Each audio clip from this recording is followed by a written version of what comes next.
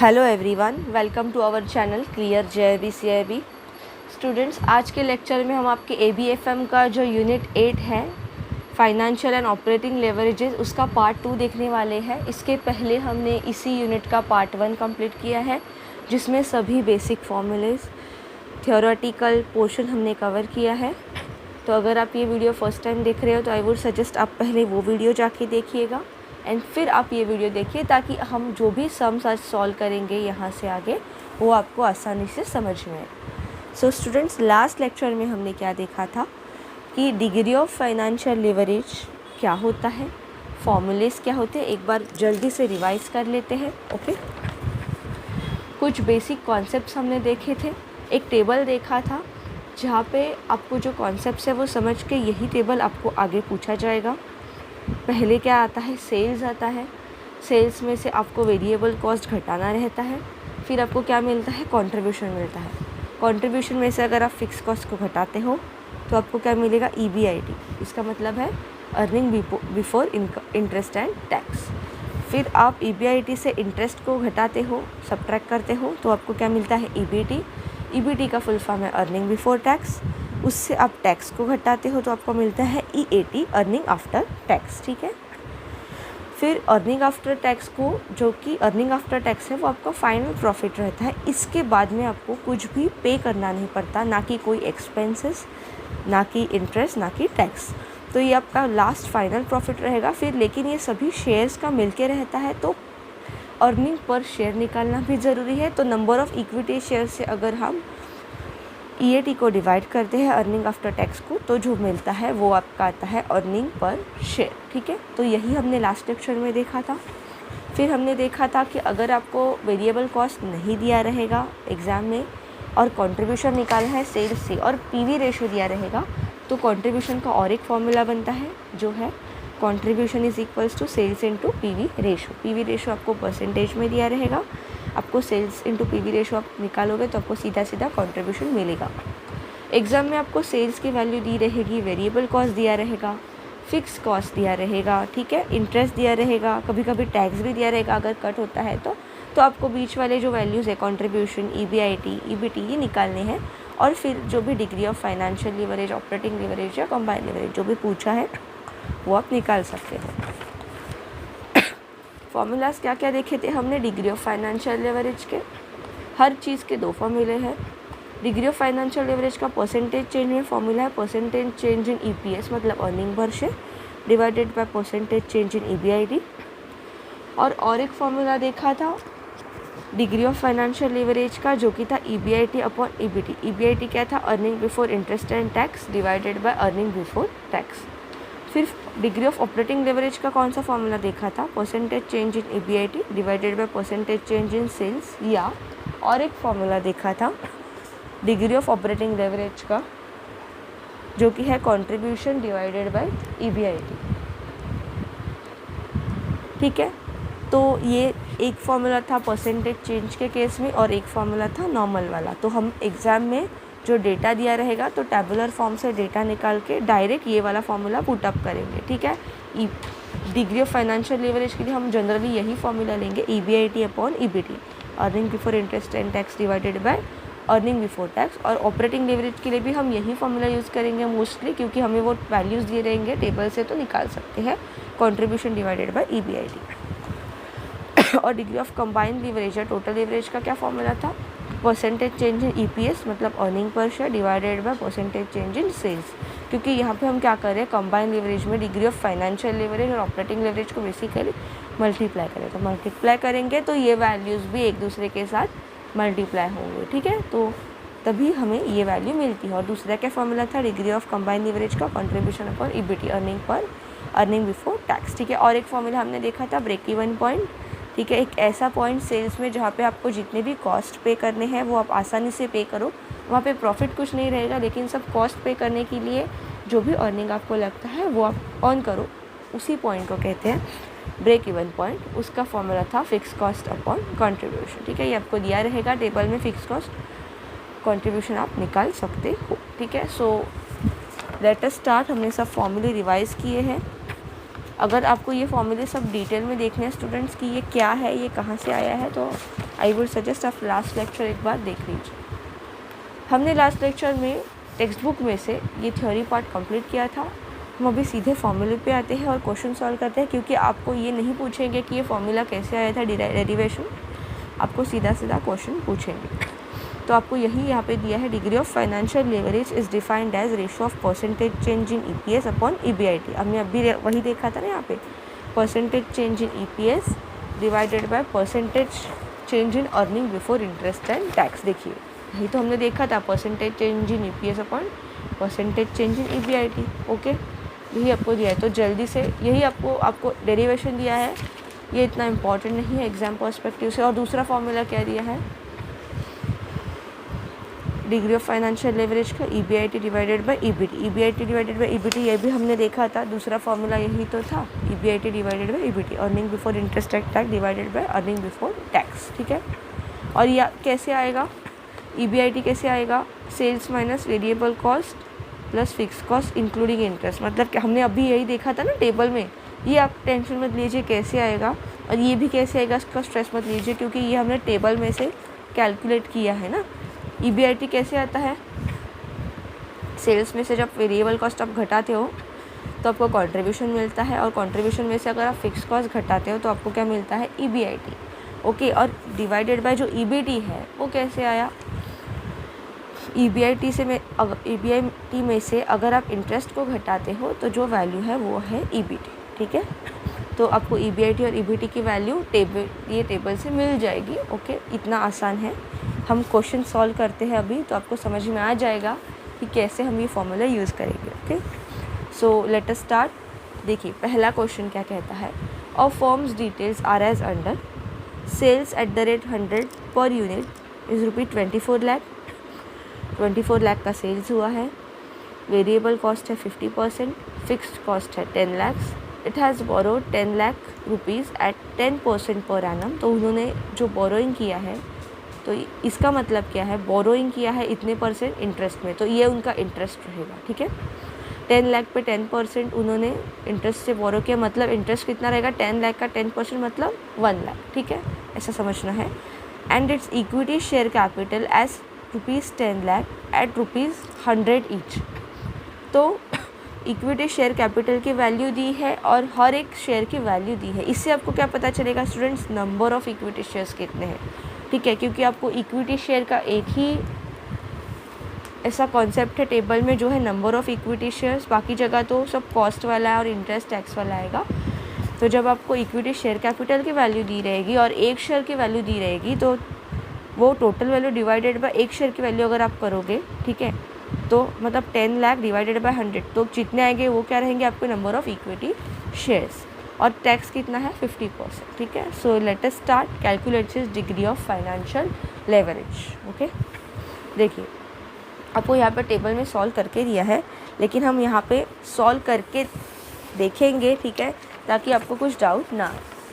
पहले आपको क्या दिया है, सेल्स। ठीक है, तो हमने टेबल हमेशा हम अपने नज़र के सामने रखेंगे। पहले क्या हमने देखा था, सेल्स में से वेरिएबल कॉस्ट को घटानी है। तो सेल्स कितना है यहाँ पे, 24 लाख। तो यहाँ पे हम देखते हैं अभी सेल्स कितना हुआ है, 24 लाख। ठीक है, सेल्स की वैल्यू है 24 लाख। फिर नेक्स्ट क्या था अपना, वेरिएबल कॉस्ट। मैं शॉर्ट फॉर्म में लिख रही हूँ VC। वेरिएबल कॉस्ट को हम क्या करते थे, घटाते थे, राइट। वेरिएबल कॉस्ट को हम घटाते थे, सबट्रैक्ट करते थे। ठीक है, माइनस करेंगे सेल्स से। क्या है वेरिएबल कॉस्ट, देखिए 50% है। किसके 50%, सेल्स के 50%, क्योंकि उसी में से तो घटा रहे। तो 24 लाख का 50% मतलब हाफ कितना आएगा, 12 लाख। ठीक है, 50% ऑफ 24 लाख कितना आएगा, 12 लाख। ठीक है, तो हम सेल्स से जब वेरिएबल कॉस्ट को घटाते हैं तो क्या मिलता है हमें स्टूडेंट्स, सेल्स से अगर हम वेरिएबल कॉस्ट को घटाते हैं तो हमें मिलता है कंट्रीब्यूशन। ठीक है, सेल्स से वेरिएबल कॉस्ट को घटा के क्या मिलता है, कंट्रीब्यूशन। तो 24 लाख माइनस 12 लाख अगर हम करते हैं तो हमें क्या मिलता है यहाँ पे, कंट्रीब्यूशन। उसकी वैल्यू क्या आएगी, 24 माइनस 12 लाख इज़ 12 लाख। ठीक है, 12 लाख आया। नेक्स्ट हमें क्या करना है, फिक्स कॉस्ट घटाना है कंट्रीब्यूशन से, ये भी आपको दिया रहेगा। देखिए फिक्स कॉस्ट कितना दिया है 10 लाख, ओके 10 लाख दिया है। तो अभी हम यहाँ पे फिक्स कॉस्ट को घटाएंगे किससे, कंट्रीब्यूशन से। आपको यही ऑर्डर में सॉल्व करना है क्वेश्चन स्टूडेंट्स, ओके। किसी का भी सीक्वेंस चेंज नहीं करना है, ओके। तो फिक्स कॉस्ट FC हम घटाएंगे किससे, कंट्रीब्यूशन से। कितना दिया था 10 लाख, सो 10 लाख हम घटाएंगे 12 लाख से। अगर हम 10 लाख को घटाते हैं तो अपने पास कितना बचता है, 2 लाख बचता है, ओके स्टूडेंट्स। इसे हम क्या कहेंगे, इसे हम कहेंगे EBIT, earning before interest and tax, ठीक है। हमने अभी देखा था कंट्रीब्यूशन से फिक्स कॉस्ट घटाते हैं तो क्या मिलता है, EBIT, earning before interest and tax. अभी हमें EBIT से क्या घटाना है, देखिए हमें चाहिए क्या, ये समझिए। पूछा क्या है, डिग्री ऑफ फाइनेंशियल लेवरेज पूछा है ना, उसके 2 फॉर्मूले थे। क्या, कौन से 2 फॉर्मूले थे students, percentage change in EPS upon EBIT और EBIT अपॉन EBT, 2 फॉर्मूले थे। तो सब आसान फॉर्मूला तो यही है ना, परसेंटेज चेंज वाला निकालने से अच्छा। तो ये वैल्यूज़ तक हम जाएंगे, पूरा टेबल जितना हो सके कंप्लीट करेंगे और फिर यही फॉर्मूला में वैल्यू सब्स्टिट्यूट करके आंसर लेके आएंगे, ठीक है। तो EBIT के बाद क्या था स्टूडेंट्स, EBIT मतलब earning before interest and tax. तो अभी पहले किसको हटाना है, इंटरेस्ट को, ठीक है। आय पहले आया है ना, तो हम अभी इंटरेस्ट को सब्ट्रैक्ट करेंगे किससे, EBIT से। देखिए इंटरेस्ट कितना दिया है, मैं अभी आपको बोला it has borrowed 10 lakh at 10% per annum. ऐसा अगर आपको दिया रहेगा एग्जाम में, बोरो किया है 10 लाख 10% पर एनम से, मतलब 10 लाख पे उसने 10% इंटरेस्ट पे किया। मतलब कितना, 10 लाख का 10% मतलब कितना, ही 1 ज़ीरो आप हटा दो, ये 100% है। 1 ज़ीरो आप अगर कम करते हो तो जो बचता है वो कितना है, 10%। 100% का 1 ज़ीरो हटा दो तो 10%, मतलब 10 लाख का 10% 1 लाख हो गया। तो इंटरेस्ट की वैल्यू क्या आई स्टूडेंट्स, 1 लाख, जो कि हम किससे घटाएंगे, EBIT से। मैंने आपको पहले ही बताया था टेबल में, EBIT से हम पहले इंटरेस्ट घटाएंगे तो आता है EBT, अर्निंग बिफोर टैक्स, और EBT से हम टैक्स घटाते हैं तो आता है EAT, अर्निंग आफ्टर टैक्स। वही सीक्वेंस में जाना है, ठीक है। तो EBIT माइनस इंटरेस्ट किया, 2 लाख से 1 लाख घटाया तो कितना बचा, 1 लाख बचा, ठीक है। ये क्या मिला, EBT, अर्निंग बिफोर टैक्स, क्योंकि इंटरेस्ट घट चुका है। अभी नेक्स्ट किसकी बारी है, टैक्स। EBT है ना, टैक्स को घटाने की। देखते हैं टैक्स की वैल्यू दी है क्या, यस दी है। टैक्स कितना है, 50%। किसका 50%, EBT का, क्योंकि हम किससे घटा रहे हैं टैक्स को, EBT से ही तो घटा रहे हैं ना। तो 50% ऑफ EBT, 1 लाख का 50%, आधा कितना होगा, 50,000, 50,000, ठीक है। ये समझा कैसे, क्योंकि टैक्स है 50%। तो अभी टैक्स को घटाएंगे, EBT से सब्ट्रैक्ट करेंगे तो कितना आएगा, 1 लाख माइनस 50,000 इज़ 50,000। ये क्या मिला हमें स्टूडेंट्स, EAT, मतलब अर्निंग आफ्टर टैक्स, ठीक है, अर्निंग आफ्टर पेइंग टैक्स, ठीक है। तो EAT से अभी हम आगे क्या करेंगे, अभी तक ख़त्म हुआ है क्या, नहीं आपको आगे डेटा दिया है तो कम्प्लीटली टेबल को कैलकुलेट करेंगे। अभी नंबर ऑफ़ इक्विटी शेयर से अगर हम EAT को डिवाइड करते हैं तो हमें मिलता है earning per share, EPS, okay. Earning per share मिल जाता है। तो हमें क्या, नंबर ऑफ़ इक्विटी शेयर्स मिलने का कुछ डेटा दिया है क्वेश्चन में, yes it's equity share capital. देखिए मैंने अभी आपको बोला इक्विटी शेयर कैपिटल कितना दिया है, 10 लाख, और एक शेयर की वैल्यू दी है 100 रुपीज़ ईच। तो 10 लाख को अगर हम 100 से डिवाइड करते हैं, क्यों, क्योंकि टोटल शेयर कैपिटल दी है और एक शेयर की प्राइस दी है, तो इसे डिवाइड करेंगे तो नंबर ऑफ़ शेयर्स तो आ जाएंगे ना, ठीक है। तो 10 लाख को अगर आप 100 से डिवाइड करते हो तो कितना आता है वैल्यू, 2 ज़ीरो अगर आप हटा देते हो तो 10,000 आती है ना। तो मतलब नंबर ऑफ़ इक्विटी शेयर्स कितने आए स्टूडेंट्स यहाँ पे, 10,000, ठीक है। नंबर ऑफ़ इक्विटी शेयर्स कितनी वैल्यू आई उसकी, 10,000। ये आपको आई होप समझा होगा कैसे आई 10,000, क्योंकि यहाँ पे हमने बेसिकली डिवाइड किया है, किससे डिवाइड किया है, टोटल शेयर कैपिटल की वैल्यू डिवाइड बाय एक शेयर की वैल्यू, ठीक है। तो 10,000, तो अभी क्या करेंगे, 50,000 को डिवाइड करेंगे, ठीक है, 10,000 से, क्यों, अर्निंग आफ्टर टैक्स को डिवाइड करेंगे इक्विटी शेयर से। तो क्या मिलेगा हमें, अर्निंग पर शेयर, एक शेयर का अर्निंग, क्योंकि ये EAT क्या है, सब शेयर्स का मिलके अर्निंग है ना, ठीक है। तो 50,000 को अगर हम 10,000 से डिवाइड करते हैं स्टूडेंट्स तो हमें जो मिलता है वो मिलता है EPS, मतलब अर्निंग पर शेयर, जिसकी वैल्यू क्या है, यहाँ पे अगर आप सब ज़ीरो हटाते तो 5 आती है इसकी वैल्यू। EPS क्या है, मतलब 5, ठीक है। तो यहाँ पे हमारा टेबल कंप्लीट हो जाता है स्टूडेंट कैलकुलेशंस का। अभी हमें कैलकुलेट क्या करना है, क्या पूछा है, डिग्री ऑफ फाइनेंशियल लिवरेज क्या होता है। आप देख सकते हो क्वेश्चन में यही आपको वैल्यूज़ मिली है, आपको यही सब सॉल्व करके दिया है, ठीक है। लेकिन हमने यहाँ पे आपको दिखाया कि ये कैसे आप सॉल्व करेंगे, जो हमने लास्ट लेक्चर में टेबल डिस्कस किया था, ठीक है। तो उसमें आप वैल्यू डाल के कैसे ये सॉल्व कर सकते हो, ये बहुत आसान है स्टूडेंट्स, बस आपको कॉन्सेप्ट क्लियर रखना है। ओके अभी डिग्री ऑफ फाइनेंशियल लिवरेज के हमने 2 फॉर्मूले देखे थे, लेकिन मैंने क्या बोला था, परसेंटेज वाले चेंज वाले फॉर्मूले के पास हम नहीं जाएंगे, क्योंकि अगर अपने पास आसान फॉर्मूले की वैल्यूज़ हैं तो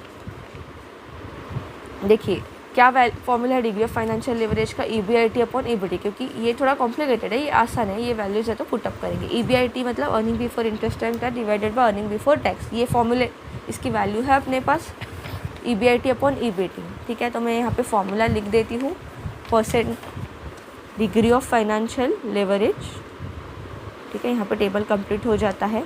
डिग्री ऑफ फाइनेंशियल लेवरेज का फॉर्मूला क्या है, EBIT अपॉन EBT, ठीक है। EBIT earning before interest tax divided by earning before tax. EBIT के क्या वैल्यूज़ मिली हमें स्टूडेंट्स टेबल से, 2 लाख, और EBT की क्या वैल्यू मिली हमें, 1 लाख, ठीक है। यहाँ से समझ रहे हैं आपको, EBT की वैल्यू मिली 2 लाख, EBIT की वैल्यू मिली, EBIT की मिली 2 लाख, EBT की मिली 1 लाख। उसी को सीधा फॉर्मूला में पुटअप करेंगे। EBIT की वैल्यू है 2 लाख डिवाइडेड बाय EBT की वैल्यू है 1 लाख। तो इसका जो भी कैलकुलेशन आप करोगे सब ज़ीरो कैंसिल हो जाएगा, आपको वैल्यू मिली 2 क्या है, डिग्री ऑफ फाइनेंशियल लेवरेज, ठीक है। ये आपको वैल्यू मिली डिग्री ऑफ फाइनेंशियल लेवरेज के, आप देख सकते हो यहाँ पे आपको 2 ही आंसर मिला है। ओके एक्चुअली इसके लिए हम कैलकुलेटर यूज़ कर सकते हैं अगर आपको चाहिए तो, लेकिन ये बहुत आसान है, ये इजी कैलकुलेशन था तो हमने ओरली कर दिया, आप चाहे तो कैलकुलेटर भी यूज़ कर सकते हो। ओके तो आई होप स्टूडेंट्स आपको ये क्वेश्चन समझा, कुछ डाउट रहेगा तो आप कमेंट सेक्शन में पूछ सकते हो। लेकिन अगर आपने लेक्चर 1 देखा है, ये यूनिट का जो हमने फर्स्ट लेक्चर डिलीवर किया था, उसमें हमने डिटेल में सब एक्सप्लेन किया कि कैसे ये हमने टेबल ड्रॉ किया, कैसे ये फॉर्मूलेज आए, ठीक है, कैसे हम ये कैलकुलेट करते हैं। तो चलिए बढ़ते हैं सेकंड क्वेश्चन की तरफ। सेकंड क्वेश्चन सिमिलर ही है, लेकिन इसमें थोड़ा एक अलग फॉर्मूला आया है जो हमने लेक्चर 1 में डिस्कस किया है। Following information is related to XYZ company for year ended 31 March 2022। Equity share capital दिया है, पहले देखते हैं डेटा क्या क्या दिया है, ठीक है। Equity share capital of ₹10 each 50 lakh, ठीक है। 12% बॉन्ड, देखिए इक्विटी शेयर कैपिटल दी है मतलब 50 लाख्स आपको दी है, ये बेसिकली आपको नंबर ऑफ़ शेयर्स के लिए यूज़ हो जाएगा। लेकिन अगर यहाँ पे सिर्फ डिग्री ऑफ फाइनेंशियल लेवरेज पूछा है तो इस बार हम नंबर ऑफ़ शेयर्स कैलकुलेट करके अर्निंग पर शेयर कैलकुलेट करने तक नहीं जाएंगे। क्यों? क्योंकि अगर DFL के लिए हमें फॉर्मूला क्या चाहिए था, EBIT अपॉन EBT, तो उसके आगे की ज़रूरत नहीं, तो we will not waste time, exam में आपके पास इतना टाइम नहीं रहेगा। नेक्स्ट क्या दिया है, 12% bonds of 1000 each on 37 lakh. मैंने क्या बोला था, अगर ऐसा कुछ परसेंटेज में आपको दिया रहेगा बोरोइंग बॉन्ड्स, तो वो आप एज अ इंटरेस्ट के लिए कैलकुलेट करोगे। क्यों? क्योंकि वो आप इंटरेस्ट पे करोगे ना, तो हमें 12% इंटरेस्ट पे करना है 37 लाख पे, तो जो भी वैल्यू आएगी वो आपकी इंटरेस्ट की वैल्यू रहेगी, ठीक है। क्योंकि बॉन्ड्स आपने ख़रीदे हैं 10,000 रुपये एक बॉन्ड के हिसाब से, 37 लाख के, आप 12% उसमें इंटरेस्ट दे रहे हो, मतलब आप 12% इंटरेस्ट दोगे 37 लाख पे। हम ये कैलकुलेशन करेंगे, लेकिन ये वैल्यू किसकी रहेगी, इंटरेस्ट की रहेगी, बस इतना ही समझे फ़िलहाल। फिर सेल्स की वैल्यू दी है 84 लाख। फिक्स कॉस्ट दी है आपको 6.96 लाख, इसमें इंटरेस्ट नहीं है क्योंकि इंटरेस्ट तो हमने ऊपर ही देखा था ना। फिर प्रॉफिट वैल्यूम रेशो दिया है 27.55%। इनकम टैक्स दिया है, मतलब ये टैक्स की वैल्यू है 40%, और डिग्री ऑफ फाइनेंशियल लेवरेज निकालना है। ये थोड़ा सा डिफरेंट क्वेश्चन है एज़ कम्पेयर टू फर्स्ट, क्योंकि यहाँ पे आपको वेरिएबल कॉस्ट नहीं दी है स्टूडेंट्स। तो मैंने आपको लेक्चर 1 में ही बोला था कि अगर कोई क्वेश्चंस में कैसे करेंगे वो, कि आपको ये टेबल हमने देखा था, सेल्स के बाद वेरिएबल कॉस्ट आती है और वेरिएबल कॉस्ट हम सेल्स से घटा के कंट्रीब्यूशन निकालते हैं, फिर फिक्स कॉस्ट वगैरह सब्ट्रैक्ट करते हैं।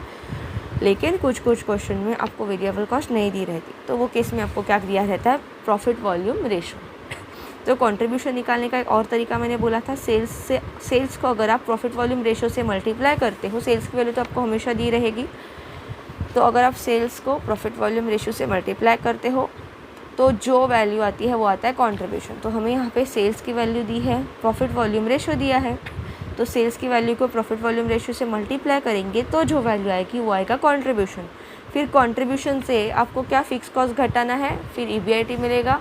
तो फिक्स कॉस्ट तो आपको दी है ना 6.96 लाख, तो आपको EBIT भी मिल जाएगा। फिर आपको इंटरेस्ट घटाना है EBIT से, तो क्या मिलेगा, EBT मिलेगा। इंटरेस्ट की वैल्यू मैंने बोला था ना 12% इंटरेस्ट पे कर रहे हो आप 37 लाख पे, यही तो इंटरेस्ट की वैल्यू है। तो बेसिकली आपको सभी वैल्यूज़ दी है, बस आपको अपने आंखें खुली रख के समझ के, अगर कॉन्सेप्ट क्लियर है तो आप अच्छे से सॉल्व करवाओगे, समझ के सॉल्व करना है। Okay, so let us start. Formula तो वही रहेगा अपना फाइनेंशियल लेवरेज का, EBIT अपॉन EBT। देखिए क्वेश्चन सॉल्व करते हैं। पहले क्या दिया है, सेल्स। पहले हम हमेशा क्या कैलकुलेट करते हैं, सेल्स। सेल्स कितना है 84 लाख, ठीक है, ठीक है 84 लाख। अभी हमें यहाँ पे वेरिएबल कॉस्ट नहीं दी है, लेकिन क्या दिया है, प्रॉफिट वॉल्यूम रेशियो, इसलिए मैंने यहाँ पे भी ये फॉर्मूला लिखा है। प्रॉफिट वॉल्यूम रेशियो कितना दिया, 27.55%। तो मैं यही पे मल्टीप्लाई करती हूँ sales into profit volume ratio को, तो मुझे क्या मिलेगा, कंट्रीब्यूशन। ठीक है, यहाँ पे मुझे मिलेगा वो केस में कंट्रीब्यूशन। देखिए 84 लाख की मैं प्रॉफिट वॉल्यूम रेशो से कितना दिया, प्रॉफिट वॉल्यूम रेशो 27.55%। इससे जो भी वैल्यू आएगी वो रहेगा हमारा कंट्रीब्यूशन। ठीक है, कैलकुलेटर में कैलकुलेट करेंगे, we will not waste time students. 84 lakh, ठीक है, देख सकते हो 84 लाख डिवाइडेड बाय, पहले तो मैं 100 करती हूँ, डिवाइडेड बाय इंटू 27.55, ठीक है, क्योंकि मैंने 27.55% से कैलकुलेट करना था। देखिए क्या वैल्यू है स्टूडेंट्स, 23,14,200। आई होप आप देख सकते हो, 23,14,200, यही तो वैल्यू आपको यहाँ पे दी है। कंट्रीब्यूशन की वैल्यू क्या आई, 23,14,200, 23,14,200। अभी ये वैल्यू को हम किससे सब्ट्रैक्ट करेंगे, नहीं सब्ट्रैक्ट नहीं करना है, क्योंकि सेल्स से वेरिएबल कॉस्ट घटा के ही आती है। वेरिएबल कॉस्ट नहीं दिया तो प्रॉफिट वॉल्यूम रेशियो से हमें क्या मिला, कंट्रीब्यूशन। अभी कंट्रीब्यूशन से हमें क्या घटाना है स्टूडेंट्स, फिक्स कॉस्ट। ठीक है, फिक्स कॉस्ट कितनी दी है, देखिए हमने टेबल में देखा था ना, कंट्रीब्यूशन से हम किसे घटाएंगे, फिक्स कॉस्ट को। फिक्स कॉस्ट घट कितनी दी है आपको, 6.96 लैक्स। तो 6.96 लैक्स आपको दी है, तो आप ये घटाओगे, किससे घटाओगे, कंट्रीब्यूशन से। कैलकुलेटर से ही करेंगे, हमारे पास ये वैल्यू रेडी है 23,14,200। इससे हम सब्ट्रैक्ट करेंगे 6,96,000, कितना वैल्यू आता है देखिए, 16,18,200। क्या यही वैल्यू आपके पास आ रही है, यस 16,18,200। ठीक है, तो 16,18,200 ये आपको क्या मिला स्टूडेंट्स, कंट्रीब्यूशन से जब आप फिक्स कॉस्ट सब्ट्रैक्ट करते हो तो EBIT मिला। क्या मिला, EBIT। ठीक है, आप टेबल से देख सकते हो, यही सीक्वेंस में चलेगा हमेशा, कंट्रीब्यूशन से फिक्स कॉस्ट घटा के मिलेगा EBIT, earning before interest and tax. अभी EBIT में से पहला क्या घटाएंगे हम, आय मतलब इंटरेस्ट। तो इंटरेस्ट की क्या वैल्यू दी है, देखो 12% बॉन्ड्स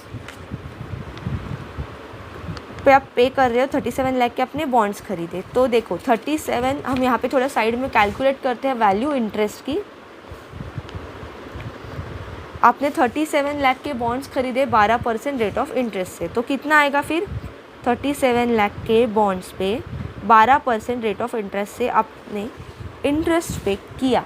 ठीक है, तो इंटरेस्ट की वैल्यू क्या आई, देखो हम कैलकुलेटर में करते हैं, 37 लाख पे, या आप ओरली भी कर सकते हो, लेकिन टाइम वेस्ट मत करना एग्ज़ाम में, डिवाइडेड बाय 100 इंटू 12। देखो कितनी आई वैल्यू, 4,44,000, आपको दिख रहा है 4,44,000। तो ये क्या आई वैल्यू इंटरेस्ट की, 4,44,000। तो यहाँ पे मुझे EBIT से क्या घटाना है, आय घटाना है ना, पहले इंटरेस्ट घटाना है, तो मैं इंटरेस्ट घटाऊँगी। माइनस करूँगी ना, ये FC भी मैंने माइनस किया था, ठीक है। इंटरेस्ट कितना आया मेरा 4,44,000, तो मैं 4,44,000 को सब्ट्रैक्ट करूँगी किससे, EBIT से। इसके बाद मुझे क्या मिलेगा, EBT। अगर मैं इंटरेस्ट को घटाती हूँ तो मुझे मिलेगा अर्निंग बिफोर टैक्स, ठीक है। तो सब्ट्रैक्ट करते हैं, देखिए 16,18,200 में से अगर मैं सब्ट्रैक्ट करती हूँ 4,44,000 तो मुझे वैल्यू मिली, देखिए मैंने अभी कैलकुलेट की 11,74,200, ठीक है। सो मेरी वैल्यू आती है 11,74,200। ये क्या है मेरा स्टूडेंट्स, EBT। देखिए आपको यहाँ पे भी यही वैल्यू आई है 11,74,200, ठीक है। ये क्या मिला आपको, EBT। अभी हम आगे नहीं जाएंगे, मतलब आगे आप अर्निंग पर शेयर निकाल सकते हो, आपको इक्विटी शेयर्स की वैल्यू दी है, ठीक है। तो 10 रुपये का एक शेयर के हिसाब से आपको 50 लाख के अपने शेयर्स दिए तो आप निकाल सकते हैं, लेकिन हम नहीं जाएंगे क्योंकि यहाँ पे हमें उसकी ज़रूरत नहीं लगेगी। हमने फर्स्ट क्वेश्चन में कैलकुलेट किया, उन्होंने आपको कैलकुलेट करके दिखाया कि कैसे एक कैलकुलेशन आपको करना है टेबल में, अगर पूछते हैं एग्ज़ाम में तो। लेकिन अगर आपको सिर्फ डिग्री ऑफ फाइनेंशियल लेवरेज निकालना है तो उसके लिए आगे की ज़रूरत नहीं है कैलकुलेशन करने की, ठीक है। यहाँ पे टैक्स भी वैल्यू आपको दी है, तो आप टैक्स घटा के EBT से टैक्स घटा के आप EAT निकाल सकते हो, अर्निंग आफ्टर टैक्स। लेकिन हमें सिर्फ फाइनेंशियल लेवरेज निकालना है, और फाइनेंशियल लेवरेज का क्या फॉर्मूला है, डिग्री ऑफ फाइनेंशियल लेवरेज का EBIT/EBT। तो यहाँ पे मुझे टेबल में EBIT मिला, EBIT की वैल्यू मिली ना 16,18,000, और EBT की भी वैल्यू मिली 11,74,200। तो ज़रूरत नहीं है, ओके। तो इसीलिए यहाँ पे हम आगे का टेबल नहीं बनाएंगे, जो भी EAT है अर्निंग आफ्टर टैक्स, फिर नंबर ऑफ़ शेयर से डिवाइड करके EPS, हम सीधा सॉल्व क्या करेंगे, डिग्री ऑफ फाइनेंशियल लेवरेज, ठीक है। क्योंकि आपको एग्जाम में वही, इस यहाँ पे क्वेश्चन में वही पूछा है, calculate degree of financial leverage, okay. So देखते हैं फॉर्मूला क्या है DFL का, डिग्री ऑफ फाइनेंशियल लेवरेज का, EBIT earning before interest and tax divided by EBT earning before tax, ठीक है। तो EBIT की क्या वैल्यू मिली हमें टेबल से, 16,18,200, ठीक है। वही मैं यहाँ पे लिख रही हूँ 16,18,200, और EBT की क्या वैल्यू मिली 11,74,200, ठीक है, 11,74,200, ओके। तो इसका कैलकुलेशन हम कैलकुलेटर में करेंगे, we will not waste our time. 16,18,200 divided by 11,74,200, 11,74,200, तो जो भी वैल्यू आती है, देखिए कितनी वैल्यू आई, 1.3781, 1.3781 ऐसे कुछ वैल्यू आई, ठीक है। तो आपको यही आंसर मिलेगा। तो उन्होंने उसे एक राउंड ऑफ किया है, 1.38 किया है अप टू 2 डिजिट्स, ठीक है। तो इसकी वैल्यू क्या आई स्टूडेंट्स, 1.38, 1.378 मतलब 1.38 टाइम्स। ये क्या है, ये है आपका degree of financial leverage. This is your final answer, जो कि आपको यहाँ पे कैलकुलेट करना था, ठीक है। तो समझा आपको स्टूडेंट्स कैसे हम ये कैलकुलेशन कर रहे हैं।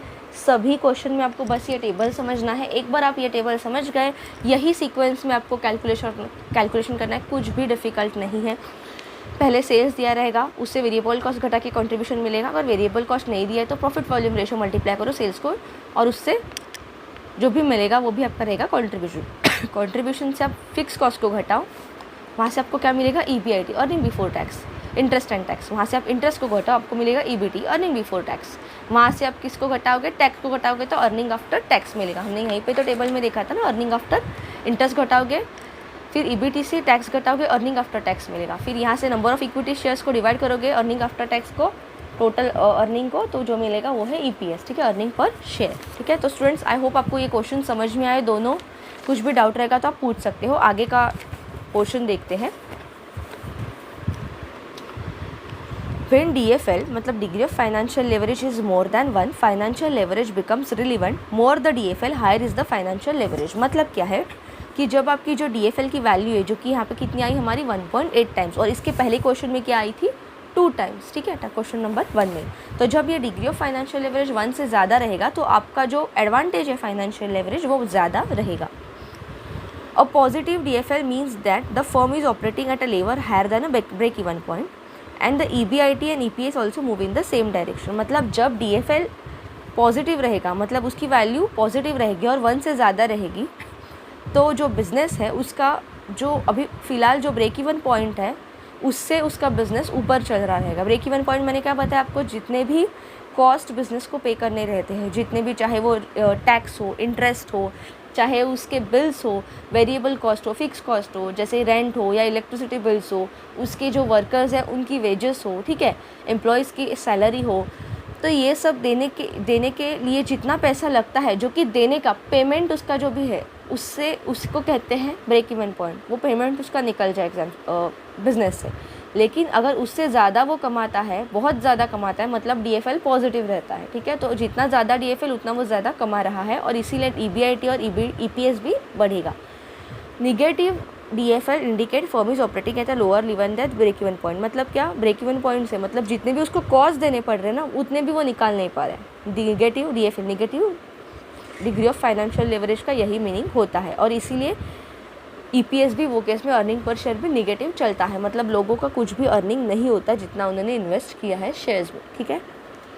आगे आपको 2 एग्जाम्पल्स से समझाया है कि कैसे अर्निंग पर शेयर अफेक्ट करता है।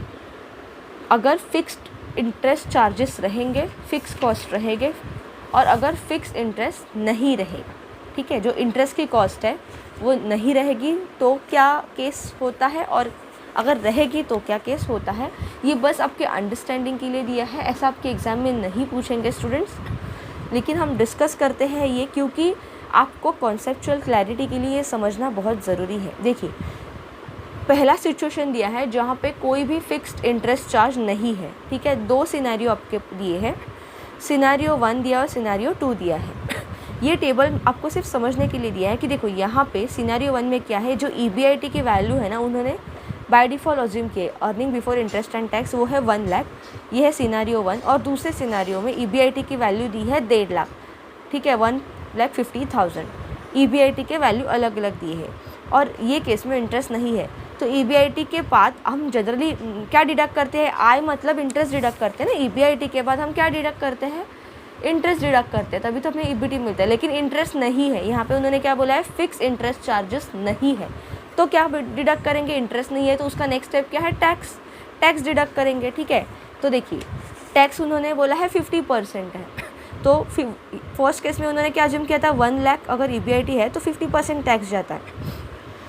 तो 50% टैक्स गया तो कितना बचा फिर, 50,000, ठीक है।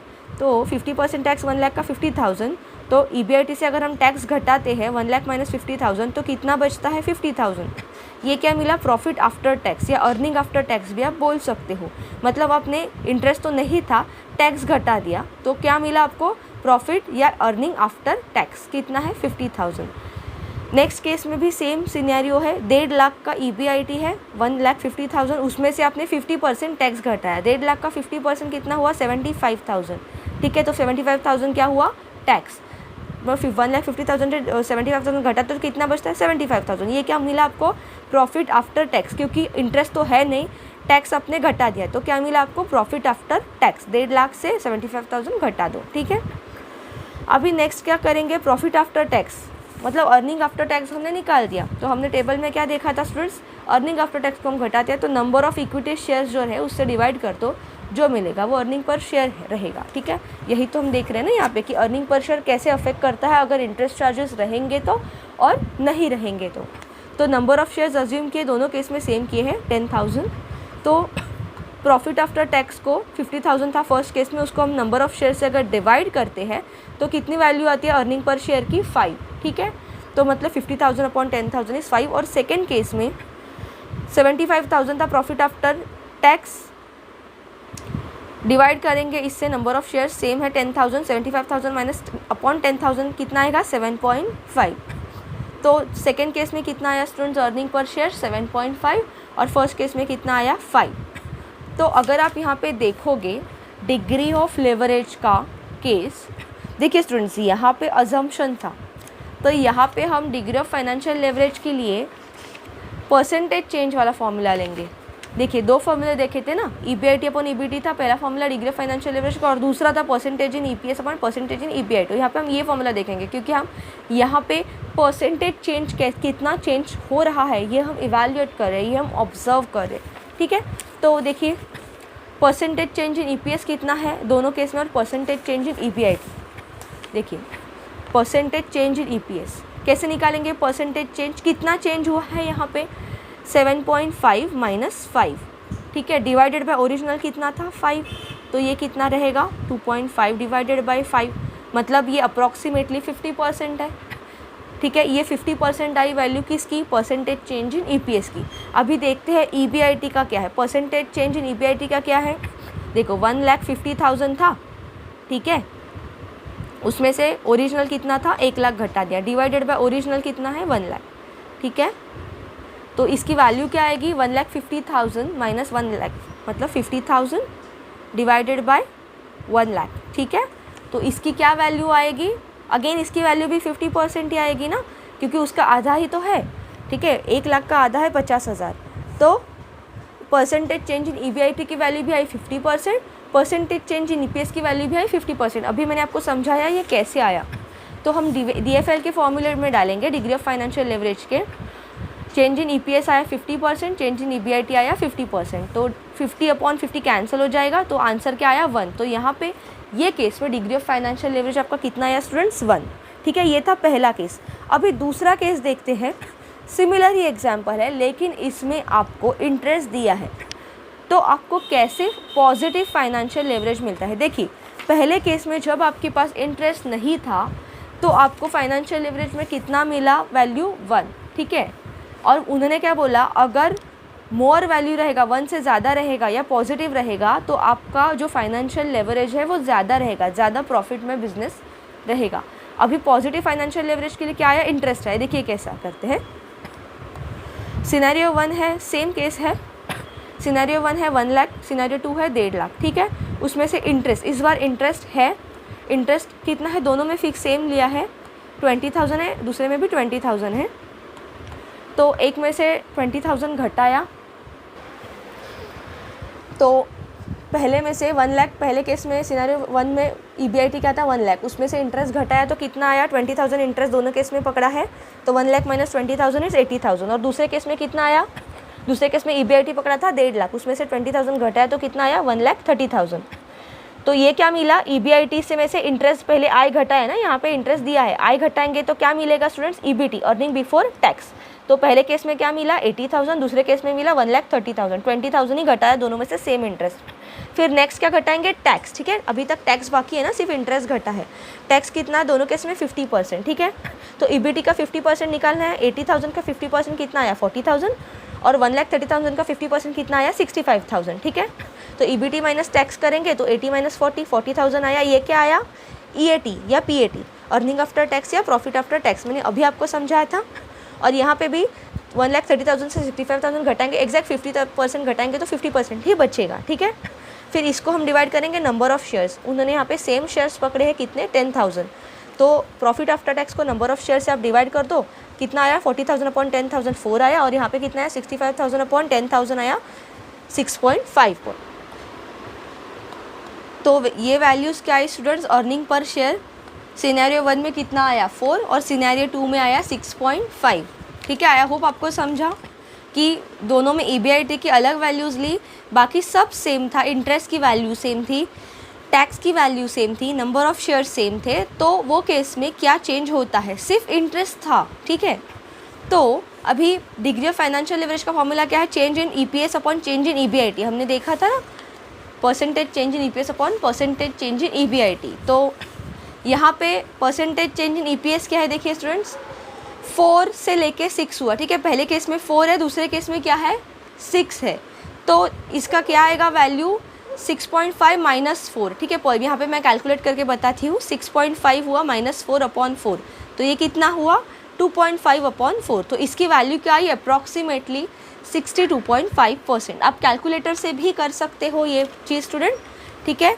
2.5 को अगर आप 4 से डिवाइड करते हो, ठीक है, तो 0.625 है, लेकिन हम ये परसेंटेज के केस में देख रहे हैं तो इंटू 100 करेंगे तो कितनी वैल्यू है 62.5।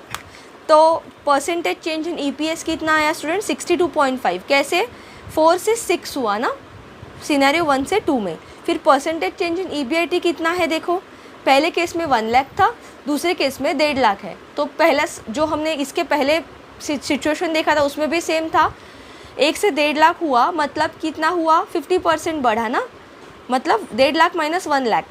चाहिए तो मैं आपको यहाँ पे कैलकुलेट करके दिखाती हूँ। 1.5 लाख से अगर आप 1 लाख सब्ट्रैक्ट करते हो डिवाइडेड बाय ओरिजिनल कितना था 1 लाख, ठीक है, तो ये क्या हुआ 1 लाख से 1.5 लाख हुआ, तो इसका जो भी वैल्यू आएगा 50,000। 1.5 लाख से 1 लाख सब्ट्रैक्ट करो तो 50,000 आता है डिवाइडेड बाय 1 लाख। तो ये किसकी वैल्यू आई, ये 50% है। क्या है ये 50,000 अपॉन 1 लाख, ये क्या है परसेंटेज चेंज इन EBIT। तो यही तो वैल्यू उन्होंने यहाँ पे पुट की है। परसेंटेज चेंज इन EBIT कितना है 50%, ठीक है। परसेंटेज चेंज इन EPS कितना आया 62.5%। परसेंटेज चेंज इन EBIT कितना आया 50%, ठीक है। तो अभी इसे एक दूसरे से डिवाइड करो तो जो भी वैल्यू मिलेगी वो रहेगी आपकी डिग्री ऑफ फाइनेंशियल लेवरेज। देखिए परसेंट तो हट जाएगा ना, यहाँ पे दोनों का परसेंट है तो कैंसिल हो जाएगा। तो आप सिंपली 62.5 को 50 से डिवाइड कर दो, 62.5 डिवाइडेड बाय 50 कर दो तो आपको क्या वैल्यू मिली देखो 1.25, ठीक है। तो ये क्या मिली आपको DFL degree of financial leverage की वैल्यू मिली स्टूडेंट्स, ठीक है। तो यहाँ पे आप देख सकते हो आपको degree of financial leverage positive मिला, positive financial leverage in case of interest जब था, ठीक है। और अगर इंटरेस्ट नहीं था तो आपको क्या वैल्यू मिली 1, ठीक है। ये एक सिचुएशन से उन्होंने एक्सप्लेन करने की कोशिश की है कि कैसे आपको फिक्स इंटरेस्ट नहीं रहेगा तो क्या वैल्यू आती है DFL की, और इंटरेस्ट रहेगा तो क्या आती है, ठीक है। अभी सिचुएशन 3 भी देख लेते हैं जल्दी से। When business is operating at break even point EBIT is nil. देखिए जब ब्रेक इवन पॉइंट पे बिजनेस वर्क कर रहा है मतलब क्या है कि उसका कुछ भी प्रॉफिट नहीं है, बस उसके जितने भी पेमेंट चार्जेस है वो निकाल रहा है, तो उसका प्रॉफिट कुछ भी नहीं रहेगा ना। प्रॉफिट नहीं रहेगा तो क्या आएगा EBIT नील आएगा। क्यों, क्योंकि EBIT ही फिक्स्ड इंटरेस्ट रहेगा। देखिए जब बिजनेस फिक्स्ड पॉइंट पे जब बिजनेस ब्रेक इवन पॉइंट पे चल रहा है तो उसका कुछ भी अर्निंग नहीं रहेगा। अभी अर्निंग क्या कब आता है, जब हम इंटरेस्ट और टैक्स को घटाते हैं। तो मतलब अगर EBIT ही उसका फिक्स्ड कॉस्ट रहेगा, EBIT is equals to fixed cost रहेगा, तो उसका जितना भी पैसा उसके पास आया वो सब चला जाएगा ना। मतलब वो केस में क्या होगा EBIT नील होगा। देखिए EBIT is equals to fixed cost रहेगा कब, जब उसका ब्रेक इवन पॉइंट पे चल रहा है, मतलब कुछ प्रॉफिट नहीं है। तो अगर EBIT नील है तो DFL का जो formula degree of financial leverage EBIT upon EBT, उसमें EBIT नील है तो डिनोमिनेटर में नील आएगा, ठीक है। Degree of financial leverage is EBIT upon EBT, और EBT की वैल्यू नील है तो डिनोमिनेटर अगर नील रहेगा तो इसकी वैल्यू क्या आएगी अनडिफाइंड, ठीक है। ये हमने देखा था ना when we was in schools, अगर डिनोमिनेटर की वैल्यू कुछ भी नहीं है कंफर्म तो भी फिर वो वैल्यू हम डिफाइन नहीं कर सकते। तो बिजनेस अगर ब्रेक इवन पे चल रहा है, ब्रेक इवन लेवल पे, तो EBIT नील आएगा, EBIT नील आएगा तो DFL के फॉर्मूले में EBIT अपॉन नील आएगा, EBIT का वैल्यू यहाँ पे नील आएगा तो वैल्यू अनडिफाइन होगा किसका, डिग्री ऑफ फाइनेंशियल लेवरेज का। और सिचुएशन 4 क्या कहता है कि when business is operating below break even level EBIT is negative, ठीक है। तो अगर ब्रेक इवन से नीचे चल रहा है मतलब वो लॉस में चल रहा है बिजनेस, तो EBIT नेगेटिव रहेगा but EBIT is assume to be positive. लेकिन यहाँ पे EBIT को वो पॉजिटिव अज्यूम करते हैं, तो वो केस में क्या होगा डिग्री ऑफ फाइनेंशियल लेवरेज के फॉर्मूले में EBIT अपॉन EBT में EBT अगर निगेटिव आता है तो यहाँ पे ये नेगेटिव वैल्यू आएगी। तो अगर न्यूमरेटर या डिनोमिनेटर में से एक वैल्यू अगर नेगेटिव है तो फाइनल आंसर भी नेगेटिव रहेगा, ठीक है। तो this will equal to negative number as EBT is negative. तो ये केस में डिग्री ऑफ फाइनेंशियल लेवरेज क्या आएगी नेगेटिव, ठीक है। तो अगर बिजनेस ब्रेक इवन लेवल से कम चल रहा है, it is operating below break even level, तो डिग्री ऑफ फाइनेंशियल लेवरेज की वैल्यू नेगेटिव आएगी। और अगर बिजनेस ब्रेक इवन लेवल पे चल रहा है तो डिग्री ऑफ फाइनेंशियल लेवरेज की वैल्यू अनडिफाइन आएगी। और अगर business above break even level पे चल रहा है मतलब प्रॉफिट में चल रहा है, तो ऊपर अभी जैसे वैल्यूज़ आई जैसे कि 1 आई, 1.5 आई, 1.38 आई, अलग अलग मतलब पॉजिटिव वैल्यू आपको मिलेगी। तो वो केस में आप समझ जाइए कि बिजनेस पूरा का पूरा प्रॉफिट में चल रहा है। ओके स्टूडेंट्स, ये सिर्फ आपको कॉन्सेप्चुअल क्लैरिटी समझाने के लिए दिया था, आपको एग्जाम में क्वेश्चंस ही आएंगे, लेकिन हाँ अगर उनको कॉन्सेप्चुअल क्वेश्चन पूछना है तो वो ऐसा पूछ सकते हैं कि when business is operating at break even level what will be the degree of financial leverage, तो वहाँ पे आंसर आएगा अनडिफाइंड, और अगर बिलो ब्रेक इवन लेवल चल रहा है तो नंबर विल बी नेगेटिव, किसका, डिग्री ऑफ फाइनेंशियल लेवरेज का। सो स्टूडेंट्स, यहाँ पे हम ये लेक्चर यहीं पे एंड करते हैं। यहाँ पे हमारा डिग्री ऑफ फाइनेंशियल लेवरेज का जो टॉपिक था, जो कि न्यूमेरिकल्स थे, वो कंप्लीट हो चुके हैं। आई होप आपको ये सब समझा है। अगर कुछ भी डाउट रहेगा आप कमेंट सेक्शन में पूछ सकते हो। अगले लेक्चर में हम डिग्री ऑफ ऑपरेटिंग लेवरेज देखेंगे और फिर उसके नेक्स्ट लेक्चर में हम डिग्री ऑफ कंबाइंड लेवरेज भी देखेंगे। जल्द ही आपका यूनिट कंप्लीट हो जाएगा स्टूडेंट्स। सो लाइक कीजिएगा अगर आपको ये वीडियो अच्छा लगा, आपके मैक्सिमम दोस्तों के साथ शेयर कीजिए ताकि सभी के एग्ज़ाम क्लियर होने में मदद हो और हमें भी मोटिवेशन मिले कि हम ज़्यादा से ज़्यादा बेस्ट क्वालिटी वीडियो आपको दे दें, ठीक है। और कुछ भी डाउट रहेगा तो कमेंट सेक्शन में पूछ सकते हो। Thank you students for watching our video.